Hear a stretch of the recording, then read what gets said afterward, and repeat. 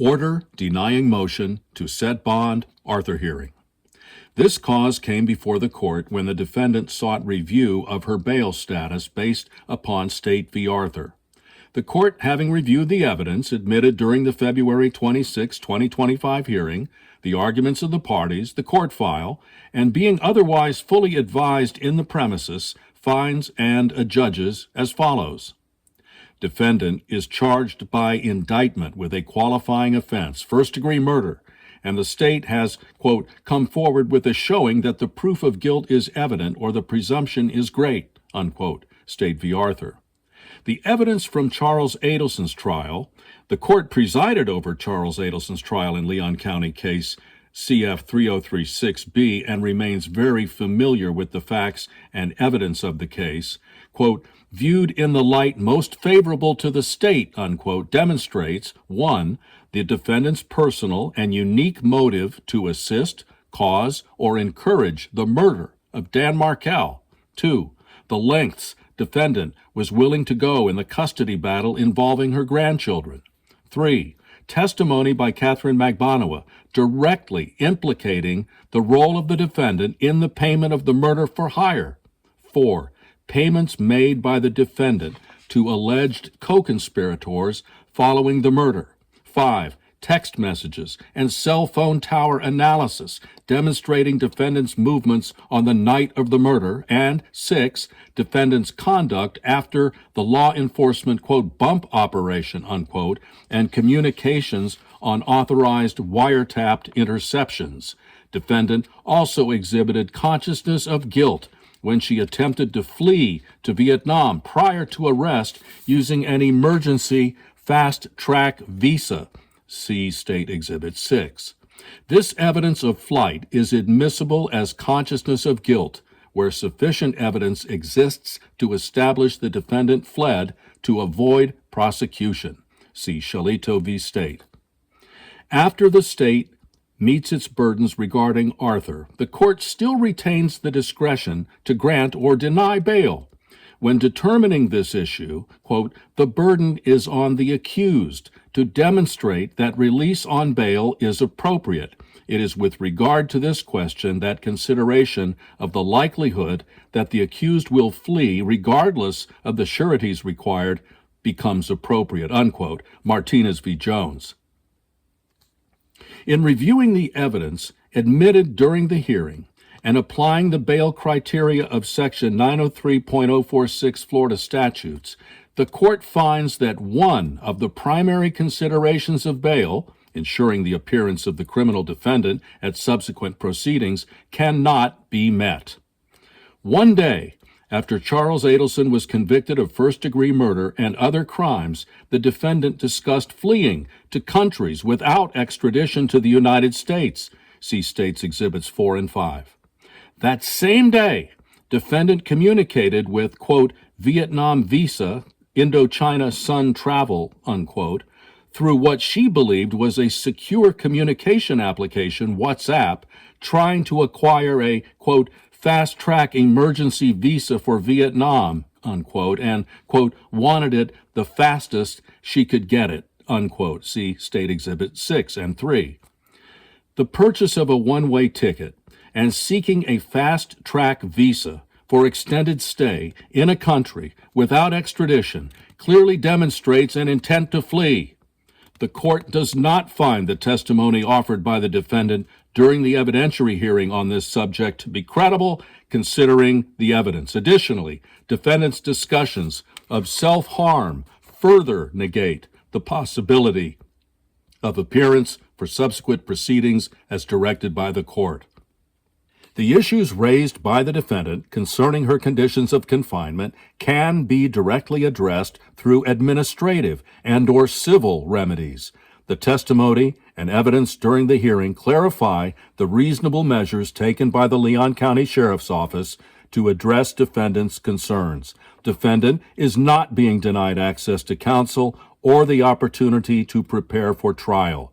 The court also notes the defendant has undergone extensive trial preparation prior to the continuance of the trial on September 17, 2025. 2024 through the present. Done and ordered in Chambers, Leon County, Florida, March 3, 2025. Signed, Judge Stephen Everett, Circuit Judge. Wow. 2 big rulings in one day. The first, denying the motion to suppress the phone call, and this one, denying bail to Donna Adelson. Both rulings well-reasoned, well-written, and not good news for Donna. Thanks for watching. I'm Ed, not AI. Deep Dive True Crime. Hi, everyone. This is Ed, not AI, with another Ed Talk about the Donna Adelson case. Here is the latest. Judge Everett denied Donna's motion to suppress the jail call, where she was recorded talking to other people in her home after she thought the call got disconnected. Judge Everett's order is brilliant, and we will read it to you shortly. First, let me share another important piece of information about the case. Donna Adelson's attorneys filed a notice that they will take the deposition of Sigfredo Garcia at the Franklin Correctional Institution on March 10th. Surprisingly, the certificate of service does not list Sigfredo Garcia's new lawyer, Mike Mann of Pensacola. You see, Mike Mann, a young lawyer who graduated from a Mississippi law school in 2018 and was admitted to the Florida bar in 2019, and runs what appears to be a personal injury trial law firm, filed an appearance in Sigfredo's case on February 19th, 2025. Remember that Sigfredo Garcia never spoke to authorities after being charged and did not testify in his trial. He still, apparently, maintains his innocence and is seeking a new trial through his post-conviction motions, claiming that his trial counsels were ineffective. We're not sure what Donna's lawyers are expecting to get out of the deposition. We presume that his lawyer will simply tell him to plead the fifth and to only talk if he ever decides to cooperate in exchange for a reduced sentence. Why would Donna want to depose him? If Donna had no direct contact with either Sigfredo or Katie, as we all expect, then she can try to get Sigfredo to confirm that. However, we strongly doubt that he'll say anything. We look forward to seeing what happens. All right. Let me read to you, skipping some of the citations, Judge Everett's excellent order. Here we go. Order denying defendant's motion to suppress. This cause comes before the court on defendant's motion to suppress, filed with the clerk on February 10, 2025. The court, having considered the motion, the evidence admitted during the February 26, 2025 hearing, the arguments of the parties, defendant's supplemental memorandum of law, the court file, and being otherwise fully advised in the premises, finds and adjudges as follows. Background. On November 7, 2023, defendant received a phone call from the Leon County Jail to her cellular phone while she was at home in her apartment. The caller was her son, Charles Adelson. At the time, Charles Adelson was an inmate of the Leon County Jail, incarcerated there since his arrest on April 21, 2022. One day prior to the phone call at issue, Charles Adelson was convicted of first-degree murder, conspiracy to commit murder, and solicitation to commit murder. Before being permitted to speak with her son, defendant was required to acknowledge the following message and consent to its terms. The message disclosed. Hello, this is a prepaid collect call from Charlie, an incarcerated individual at the Leon County Jail. This call is not private. It will be recorded and may be monitored. If you believe this should be a private call, please hang up and follow facility instructions to register this number as a private number. To accept charges and consent to this recorded call, press 1. To repeat, thank you for using Securus. You may start the conversation now. See Defense Exhibit 2 and State Exhibit 4. This preamble is the standard notification advising individuals who receive phone calls from the Leon County Jail that the calls will be recorded. Thus, to speak with a Leon County Jail inmate through this phone system, the non-inmate must give consent to being recorded unless it is a private call. Defendant concedes she was informed of this notification when she consented to speak with her son on this recorded line. Approximately 8 minutes into the phone call, Charles Adelson was disconnected, leaving only defendant's phone still being recorded by the Securus phone system. At that point, defendant said, quote, "Can you hear me, Charlie?" "Shit. You can't hear me again, right? Charlie? Charlie? Can you hear me? I'm sorry." The fourth time that they cut the line each time. See Defendant's Exhibit 2 and State Exhibit 5. She then began a lengthy conversation with other people who were inside her home. These people were her husband, her attorney, and her estate planner, Susan Brotman, and Mrs. Brotman's husband, Richard Chagrin. Defendant testified that Mr. Chagrin is not an attorney. While the issue of privilege is not raised through this motion, a recognized privilege can be waived by voluntary disclosure or consent.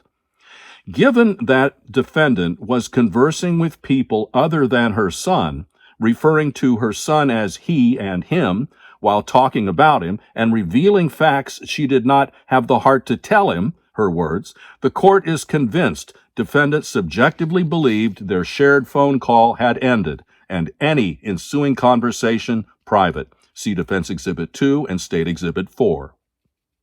Subsequently, over the next 15 minutes, defendant alluded to committing suicide, professed she was looking for countries that did not have extradition agreements with the United States, wondered whether Vietnam has an extradition agreement with the United States, and spoke about a conversation she had with her daughter, Wendy Adelson, about giving her, quote, papers and wills, unquote. See Defense Exhibit 2 and State Exhibit 5. Eventually, someone other than defendant realized that the phone call had yet to end and ended the call. It was only at this point that the phone call terminated and the recording stopped. Investigator Jason Newland testified this is standard protocol for phone calls originating from the Leon County Jail. Defendant argues it was an unlawful, warrantless interception to record her conversation after Charles Adelson was disconnected because she believed the phone call and recording had ended. Analysis. Before a trial court will consider, quote, the merits of a Fourth Amendment motion to suppress, the defendant must first establish a factual basis justifying his or her claim to have possessed a Fourth Amendment right at the time of the alleged invasion, unquote. Nemensky v. State. Regarding oral communications, quote, for an oral conversation to be protected under Section 934.03, the speaker must have an actual subjective expectation of privacy, along with a societal recognition that the expectation is reasonable. State v. Smith. Accordingly, quote, to successfully claim the protection afforded by the Fourth Amendment, a defendant must demonstrate that he or she personally has an expectation of privacy and that this expectation is reasonable. State v. Washington. Defendant argued in her written motion that the state bears the burden of justifying its alleged warrantless interception and moved to suppress the oral communications she uttered after Charles Adelson was disconnected from the phone call. However, the written motion misstated the burden of proof because, quote, a Fourth Amendment search does not occur even when the explicitly protected location of a house is concerned, unless the individual manifested a subjective expectation of privacy in the object of the challenge search, and society is willing to recognize that expectation as reasonable. Kylo v. U.S. As a result, it is the defendant who must first establish a search occurred within the meaning of the Fourth Amendment. See Washington. See Hicks v. State, citing Rackus v. Illinois. Therefore, to support suppression of a communication order under the wiretap law, the person who made the statement must show more than a subjective expectation of privacy. They must show that they have a reasonable expectation of privacy under the circumstances, which depends on one's actual subjective expectation of privacy, as well as whether society is prepared to recognize that expectation as reasonable. Smiley. Because the court concluded defendant did subjectively expect that her conversation was private, this motion turns on whether society is prepared or willing to recognize such subjective expectation as reasonable. See Kylo. After conducting a thorough analysis, the court has determined defendant's conversation did not constitute the unlawful interception of an oral communication under Section 934.06 Florida statutes. Reasonable security measures of Leon County Jail. To ascertain whether society is prepared or willing to recognize defendant's subjective expectation of privacy as reasonable, the court begins with the well-established principle that citizens are guaranteed a reasonable expectation of privacy in their own home. State v. Mozo. The court also recognizes that jails and correctional facilities have a strong interest in preserving and maintaining their security, and, quote, the interception of calls from inmates to non-inmates does not violate the privacy rights of the non-inmates, U.S. v. Willoughby. See also Jackson v. State. 1.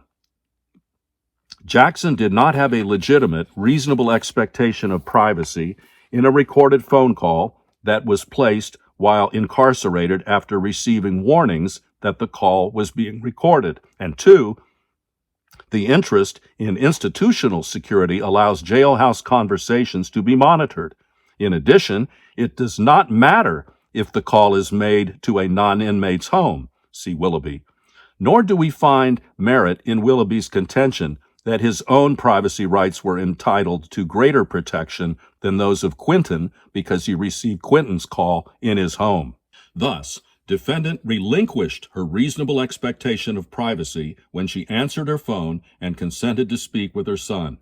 Defendant argues that she regained a reasonable expectation of privacy previously relinquished through consent once her son was disconnected, but she did not actually terminate the phone call from her end. During the hearing, the state contended that the primary basis for denying defendant's motion to suppress was that it did not intentionally record defendant's conversation. The state also argued defendant did not have a reasonable expectation of privacy, arguing that the reasonable expectation only begins once a person actually hangs up the phone. The court disagrees. The Leon County Jail intentionally utilizes technology developed by the company Securus that by design continues to record conversations between inmates and call recipients until both parties disconnect. If the decision to record prior to the inmate's disconnect is intentional, as the state's argument concedes, it stands to reason the decision to record after the inmate is disconnected is also intentional. See Hence v. State. However, in determining whether an expectation of privacy is reasonable, quote, courts should examine the location of the conversation, the type of communication at issue, and the manner in which the communication was made. See State v. Caraballo. Although the location of defendant's conversation occurred within her home after her son was disconnected, the fact remains she consented to receiving a phone call from a jail facility. The type and manner of the communication are also quite different from ordinary phone calls. This phone call, 1, began with a message stating it was not private, 2, required acknowledgement that it is being recorded, 3, required consent to proceed, and 4, utilized third-party technology to facilitate recordings between inmates and non-inmates. Even if many modern cellular phone devices typically terminate a phone call when one party is disconnected, as defendant stresses, communications from jails and correctional facilities have unique institutional safety concerns that are not at issue in common communications between non-inmates. Thus, defendant's subjective expectation was built on a false assumption that dropped calls involving the Leon County Jail have the same result as dropped calls involving at least one cellular phone.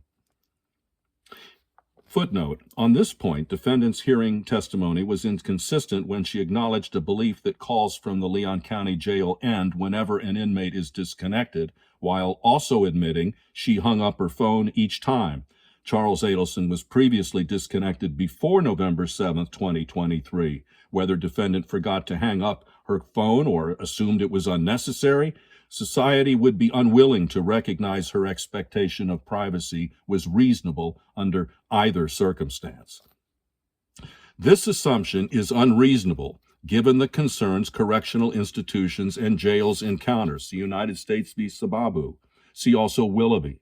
For example, a federal court of appeals has remarked that the Bureau of Prisons, quote, recording system and the random live monitoring of telephone conversations have assisted in the detection of escape plans, of schemes to smuggle controlled substances into the facility, and of inmate identification of another inmate as an informant in the government's witness protection program, Willoughby.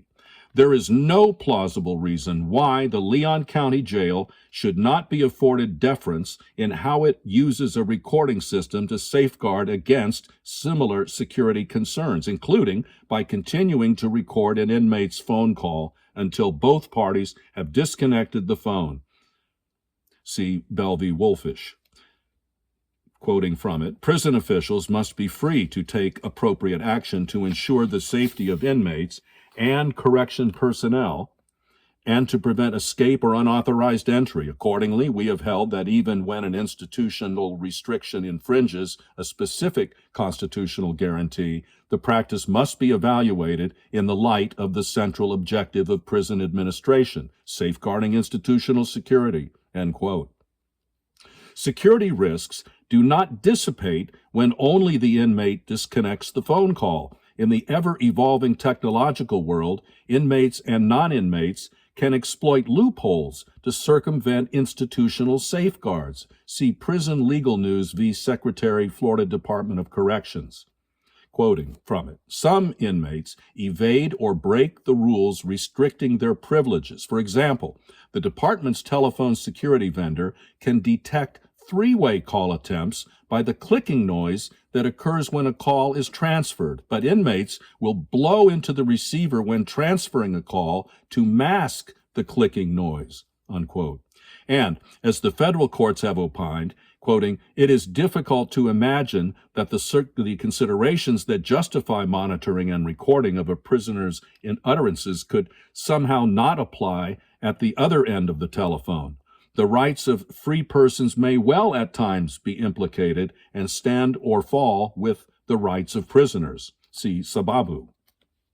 Defendant's subjective expectation conflicts with her own knowledge. Charles Adelson was arrested on April 21, 2022. The portion of the conversation defendant seeks to suppress occurred on November 7, 2023. That period spans a difference of 565 days. Based on the sheer volume of calls between defendant and Charles Adelson, she cannot reasonably claim to have been unfamiliar with how the Leon County Jail facilitates phone calls from inmates. This asserted subjective expectation became less and less reasonable with each time she answered a phone call from the Leon County Jail consenting to recorded calls until both parties are disconnected. She cannot even claim to be unfamiliar with what transpires when a Leon County inmate's phone is disconnected because she is heard acknowledging on the November 7th, 2023 recording that her son has been disconnected for the fourth time. Defendant testified her son was frequently disconnected during their phone calls he made from the Leon County Jail. During these other instances, defendant answered she would ordinarily hang up the phone after he was disconnected, suggesting she realized she needed to hang up her phone to end or terminate the calls. Thus, rather than expecting her phone would automatically disconnect, her own testimony reflects that she was aware that calls from the Leon County Jail would continue unless and until she hung up her phone. Expecting an opposite result or outcome from what has taken place previously and repeatedly is an expectation society is unwilling and unprepared to recognize as reasonable. See Huff v. Spa. quoting from it, "A person who knowingly operates a device that is capable of inadvertently exposing his conversations to third-party listeners and fails to take simple precautions to prevent such exposure does not have a reasonable expectation of privacy with respect to statements that are exposed to an outsider by the inadvertent operation of that device." See also United States v. Mongoor, quoting from it, "Any expectation of privacy in outbound calls from prison is not objectionably reasonable, and the Fourth Amendment is therefore not triggered by the routine taping of such calls." Conclusion. For these reasons, the court cannot conclude society is prepared to recognize as reasonable defendants' subjective expectation of privacy in the November 7, 2023 phone call. 1. The phone call was received from a jail or correctional facility with a valid interest in preserving security by continuing to record phone calls until both parties of the call have disconnected their phones. 2.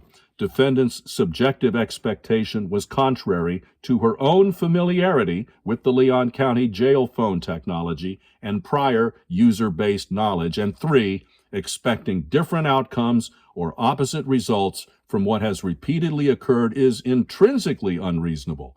It is ordered and adjudged that defendant's motion to suppress is hereby denied, done, and ordered in Leon County, Florida, on Monday, March 3rd, 2025. Signed, Stephen Everett, Circuit Judge. Thanks for watching and supporting us. It is thanks to your continued support that we keep bringing you exclusive cases like this one. Keep in mind that we have expanded our channel to include many types of content, from talk shows and interview shows to deep dives in the files of criminal cases. Until next time, this is Tracy and I'm signing off from Atlanta. Deep Dive True Crime, Mentor Lawyer Justice Network.